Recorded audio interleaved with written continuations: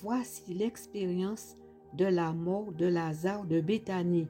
Livre de Jean, chapitre 11, versets 1 à 48, 53 et 54. Un homme appelé Lazare tomba malade. Il habitait Béthanie, ville proche de Jérusalem, le village où vivaient Marie et sa sœur Marthe. Marie était cette femme qui répandit du parfum sur les pieds du Seigneur et les essuya avec ses cheveux, et c'était son frère Lazare qui était malade. Les deux sœurs envoyèrent quelqu'un dire à Jésus, « Seigneur, ton ami est malade. » Lorsque Jésus apprit cette nouvelle, il dit, « La maladie de Lazare ne le fera pas mourir.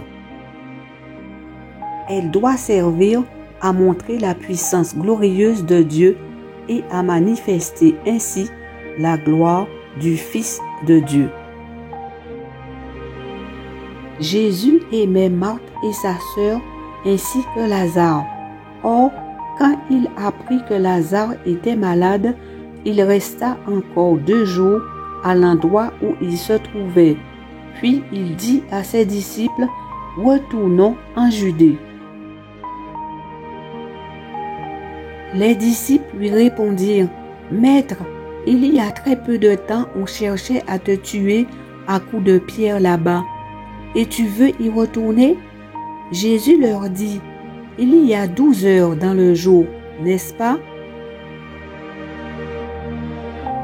Si quelqu'un marche pendant le jour, il ne trébuche pas parce qu'il voit la lumière de ce monde. Mais si quelqu'un marche pendant la nuit, il trébuche parce qu'il n'y a pas de lumière en lui. » Après avoir dit cela, Jésus ajouta, « Notre ami Lazare s'est endormi, mais je vais aller le réveiller. » Les disciples répondirent, « Seigneur, s'il s'est endormi, il guérira. » En fait, Jésus avait parlé de la mort de Lazare, mais les disciples pensaient qu'il parlait du sommeil ordinaire. Jésus leur dit alors clairement, « Lazare est mort. Je me réjouis pour vous de n'avoir pas été là-bas, parce que ainsi vous croirez en moi. Mais allons auprès de lui. » Alors Thomas, surnommé le jumeau, dit aux autres disciples, « Allons-y nous aussi pour mourir avec notre maître. » Quand Jésus arriva, il apprit que Lazare était dans la tombe depuis 4 jours déjà. Béthanie est proche de Jérusalem, à moins de 3 kilomètres, et beaucoup de Juifs étaient venus chez Marthe et Marie pour les consoler de la mort de leur frère. Quand Marthe apprit que Jésus arrivait, elle partit à sa rencontre, mais Marie resta assise à la maison. Marthe dit à Jésus, « Seigneur, si tu avais été ici, mon frère ne serait pas mort. Mais je sais que même maintenant, Dieu te donnera tout ce que tu lui demanderas. » Jésus lui dit, « Ton frère se relèvera de la mort. » Marthe répondit, « Je sais qu'il se relèvera lors de la résurrection des morts au dernier jour. » Jésus lui dit, « Je suis la résurrection et la vie. Celui qui croit en moi vivra, même s'il meurt. Et celui qui vit et croit en moi ne mourra jamais. Crois-tu cela? » « Oui, Seigneur, répondit-elle. Je crois que tu es le Messie, le Fils de Dieu, celui qui devait venir dans le monde. » Sur ces mots, Marthe s'en alla appeler sa sœur Marie et lui dit tout bas, « Le Maître est là et il te demande de venir. » Dès que Marie eut entendu cela, elle se leva et courut au-devant de Jésus.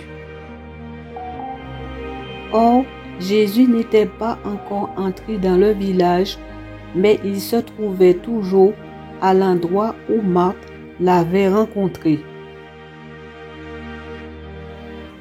Quand les Juifs qui étaient dans la maison avec Marie pour la consoler la virent se lever et sortir en hâte, ils la suivirent.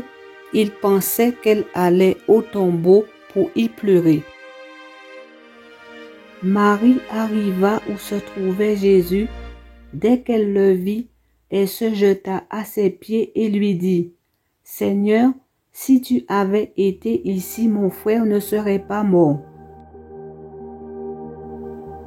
Jésus vit qu'elle pleurait, ainsi que ceux qui étaient venus avec elle. Il en fut profondément ému et troublé. Et il leur demanda: « Où l'avez-vous mis ?» Ils lui répondirent: « Seigneur, viens et tu verras. » Jésus pleura. Les Juifs dirent alors: « Voyez comme il l'aimait. »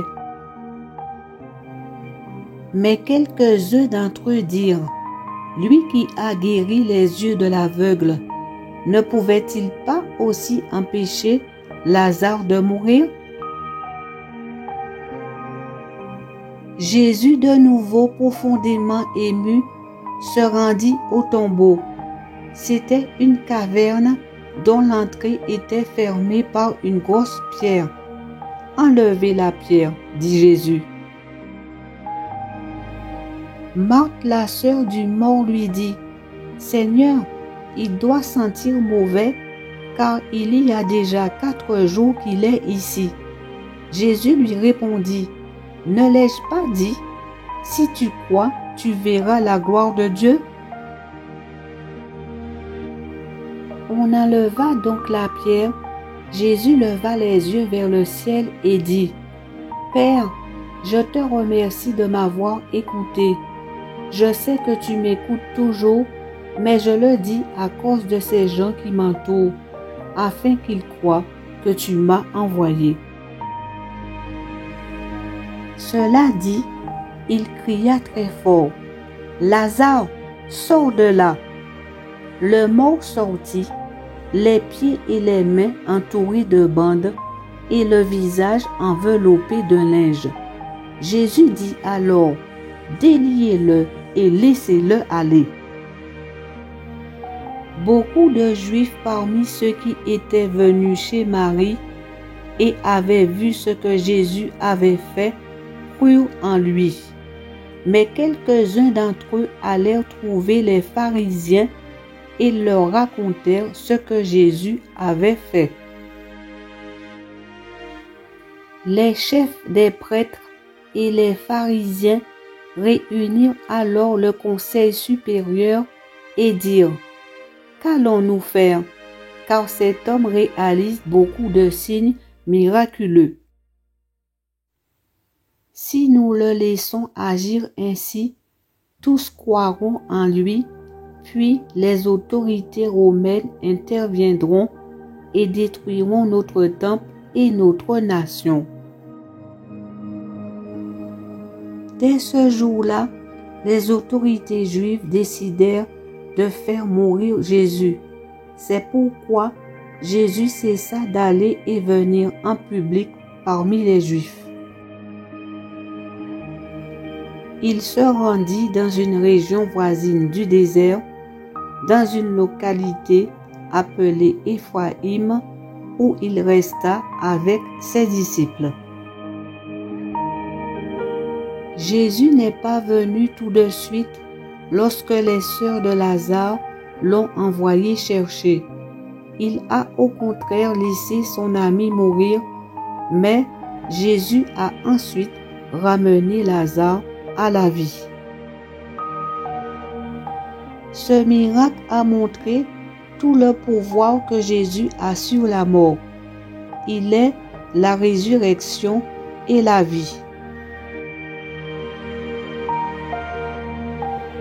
Que la lumière du Saint-Esprit illumine votre vie.